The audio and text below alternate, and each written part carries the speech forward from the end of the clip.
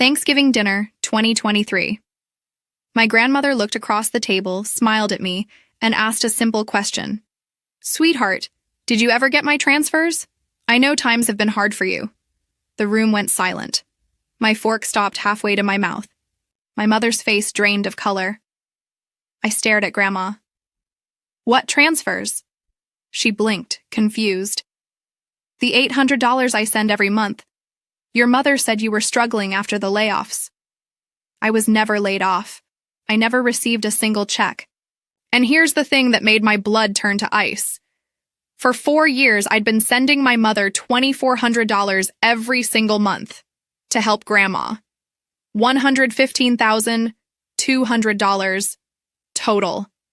And Grandma never saw a dime of it either. Where are you watching from, and what time is it there? It's 11 p.m. here, and my hands are still shaking, typing this. Hit that like button if you keep receipts, because that's the only thing that saved me. Let me back up. Because what happened next destroyed my family and saved my life. I'm 29. I work as a software engineer in Seattle. I grew up 3,000 miles away, raised by a single mom after my dad left when I was 6. Money was always tight. My childhood was chaos. Bills and collections, lights turned off twice. We moved 4 times before I turned 12. But my grandmother, my mom's mom, was our anchor. She lived 2 hours away, but she showed up. She co-signed my student loans when I got into college. She was the only one at my graduation. Mom said she had to work that weekend. Grandma believed in me when no one else did. By 27, I was making 6 figures in tech. I moved to Seattle for the job in 2019. I finally had stability, and I wanted to give back. Here's something you need to know about me. I save everything. Every email, every text, every receipt. Growing up in chaos taught me that. When people's stories change, evidence doesn't. I have a folder on my laptop just labeled family. Years of messages in there. I never thought I'd need it like this. My mom and I were never super close. She always seemed jealous when Grandma paid attention to me, but we talked every few weeks, surface level stuff. I thought we were fine. I thought I understood the dynamic. I was wrong. In March of 2020, my phone rang at 9 p.m. It was Mom, and she was crying. Honey, I need to talk to you about Grandma. Her voice was shaking. What's wrong? Is she okay? She's too proud to say anything, but her pension isn't enough. She might lose the house. My stomach dropped. What? Why didn't she tell me? Because she doesn't want to burden you. You know how she is. I did know. Grandma would go without before asking for help. I can send her money. I'll call her tonight. No! Mom's voice got sharp, then softened. Don't. It'll humiliate her. She can't know you know. Then what do I do? Send it to me. I'll make sure she gets it. I'll tell her it's from my savings or a work bonus, something she'll believe. It made sense at the time. I wanted to protect Grandma's pride. I trusted my mother. How much does she need? $2,400 a month would cover her mortgage and bills. I didn't hesitate. Done. I'll set it up tonight. You're saving her life, sweetheart. She's so lucky to have you. That same night, I opened my banking app. I set up a monthly auto transfer to my mother's account. $2,400, first of every month. Memo. For Grandma. I didn't ask for proof. I didn't ask for updates. Family takes care of family. That's what I believed. For the next 4 years, I sent that money like clockwork. Back to that frozen Thanksgiving table. Grandma was staring at my mom now. I don't understand. I've been sending money to help her. Mom's face went from white to red. She forced a laugh.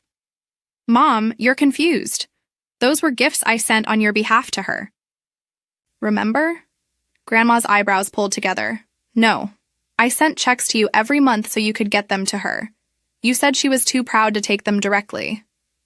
The same lie, mirrored. My aunt and uncle sat at the other end of the table, staring at their plates. Nobody said a word. I tried to keep my voice steady. Mom, I've been sending you $2,400 a month since March 2020. You told me it was for Grandma. And I used it to help the family. Don't make this into something it's not. Her tone was ice. You're embarrassing me in front of everyone. We'll talk about this later, privately. Grandma looked so small, so hurt. I felt the room tilt. Did I misunderstand? Did I miss something? Was I the one making this weird? Dinner ended 10 minutes later in brutal silence. I went upstairs to the guest room. My head was spinning, but I had every transfer confirmation in my phone. I couldn't sleep. At 2 a.m., I opened my banking app. I scrolled back to March 2020. There it was. Transfer to Mom. $2,400. Memo. For Grandma. April 2020. Same thing. May, June, July. I kept scrolling. 48 transfers. Every single one to my mother's personal account. Every single memo said, for Grandma. $115,200. I took screenshots of every single one. Then I opened my text messages with Mom. I scrolled back to March 20th, 2020. Her message was still there. Send it to me. I'll make sure she gets it. Don't tell her. It'll hurt her pride. I screenshotted that too. Then I sent her a text. Mom, let's talk tomorrow. I have all the transfer records. The read receipt showed up immediately. 2:03 a.m. She was awake. No reply. I sat there staring at the screen for 20 minutes. Nothing. I finally fell asleep at 4. At 7:30 a.m., someone knocked softly on my door. It was Grandma, and she was holding a bank binder. Grandma's hands were trembling. She sat on the edge of the bed and opened the binder. I need to show you something. Inside were 3 years of canceled checks, all made out to me. Care of my mother's address, $800 each, every month, mailed from Grandma's account, deposited into my mother's. I started sending these in 2021. Your mom told me you'd been laid off during COVID, that you were too ashamed to ask for help. I was never laid off. I never struggled. My salary went up. She said you didn't want me to worry, so she'd get the money to you quietly. 36 checks. $28,800. Grandma had been sending money to help me. I'd been sending money to help her. Neither of us received a dime. My mother had been lying to both of us, for years. Before we could say another word, footsteps pounded up the stairs. Mom shoved the door open. Her face was furious. What are you two doing? Plotting against me? Grandma stood up, still holding the binder. Rachel, where did this money go? I used it for bills, for the family. I've sacrificed everything for this family, and you're treating me like a criminal. Her voice was shaking with rage. I deserved that money. She actually said it. Out loud. I deserved it. That's when I knew this wasn't confusion. It wasn't a mistake, it was theft. Grandma's voice was quiet but steady. Rachel, these checks were made out to her, not to you. She turned the binder toward me. Every check had my name on it, care of my mother, but I never signed a single one. The endorsement on the back of every check was my mother's signature. Not mine. She'd been depositing them with her phone. Mobile deposit. Endorsing my name, without my permission, for 3 years. I took photos of every page. 36 checks. 36 forged endorsements. Then Grandma pulled out a piece of paper tucked into the binder. It was a handwritten note. Her handwriting. Dated September 2021. My dearest girl, I hope this helps you. Times are hard for everyone, but you've always made me so proud. Don't be too proud to ask when you need something. I love you, Grandma. I'd never seen it. She'd never sent it to me. She'd sent it to my mother to pass along. I looked at that note and something broke inside me. Not anger, clarity. My mother had weaponized our love for each other. She'd built an entire scheme on the fact that we cared too much to ask questions. I looked up at her. I'm getting every dollar back. I left that afternoon. Didn't say goodbye. Drove to a coffee shop and opened my laptop. Public records are just that. Public. I pulled my mother's name through 3 databases. Property records. Court filings, liens. What I found made my stomach turn. $78,000 in credit card debt. 2 car leases, both luxury SUVs, a timeshare in Florida she defaulted on, a boat loan. Defaulted in May 2023. All of it accumulated between 2019 and 2023. The same year she was taking our money. Then I checked her Facebook. It was a highlight reel. Napa Valley wine tours, designer handbags, weekend beach trips, smiling photos with captions like treating myself and living my best life. She wasn't struggling. She was performing, and she funded that performance with money stolen from her daughter and her mother. The cruelest part? She told Grandma I was struggling, knowing Grandma would help. Knowing Grandma would never ask me directly because she'd want to protect my pride. She didn't need the money to survive. She wanted it to look successful. And we paid for the illusion. Now I knew exactly what to do. Monday morning, Grandma and I sat in a lawyer's office. Family law, fraud, elder financial abuse. The attorney listened to everything. Looked at the bank records, the checks, the forged endorsements, the text messages. She leaned back in her chair. This is wire fraud. It's also elder financial abuse. Your grandmother is 76. That's a protected class. Grandma's voice was small. I don't want her to go to jail. I just want the money back. The lawyer nodded. You have 3 options. Criminal complaint, civil lawsuit, or a demand letter with a settlement deadline. I looked at Grandma. She looked at me. Demand letter first, I said. Give her a chance to make it right. The lawyer drafted it that afternoon. Itemized every transfer, every check, every forged signature, $144,000. Plus interest. 10 days to respond with a repayment plan. Or we file in court and report to police. I also did something else. Years ago, my mother had convinced me to sign a power of attorney. Just in case something happens, she'd said. I revoked it that day. Removed her as my emergency contact. Changed my bank passwords. Cut every thread of access. I gave her 10 days. She responded in 3. Her lawyer sent a letter. Aggressive, dismissive. Gifts between family members are not recoverable. Your client has no standing. This is harassment. Our lawyer didn't blink. She filed a civil complaint in county court. Fraud. Unjust enrichment. Breach of fiduciary duty. Grandma joined as co-plaintiff for the forged checks. The first hearing was a pre-trial conference in January 2024. Small courtroom. Judge at the bench. Both lawyers.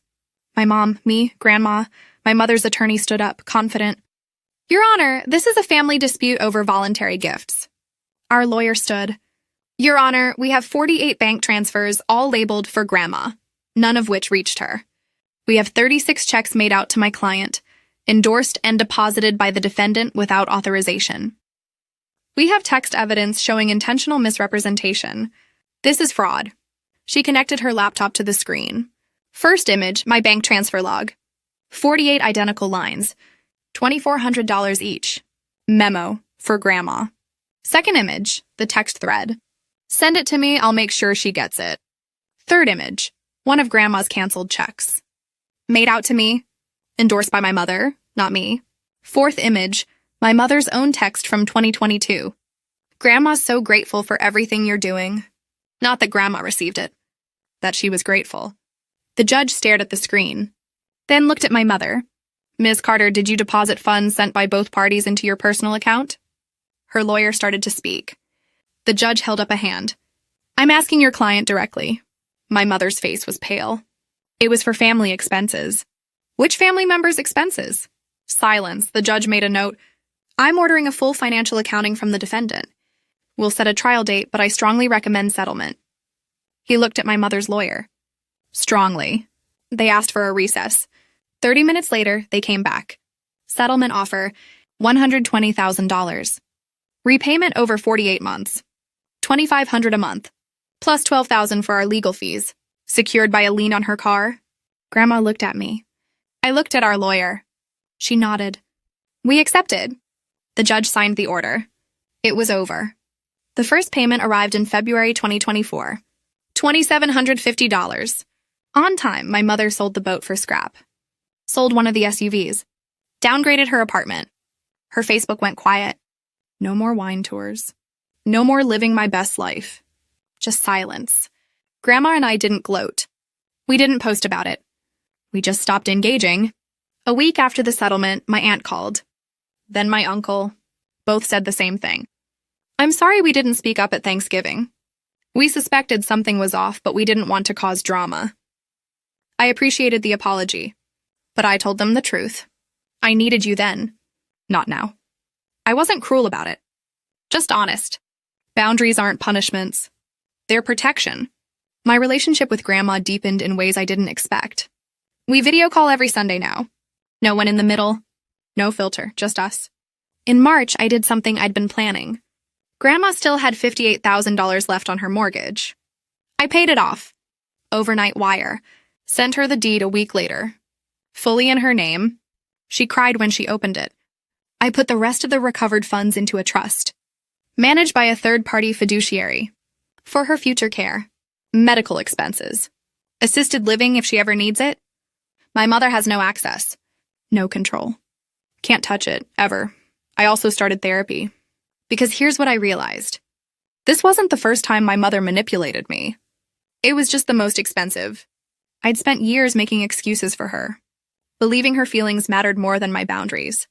Therapy helped me see the pattern and break it. I haven't spoken to my mother in over a year. She sends emails sometimes. I'm sorry. I was desperate. I didn't know what else to do. I don't reply.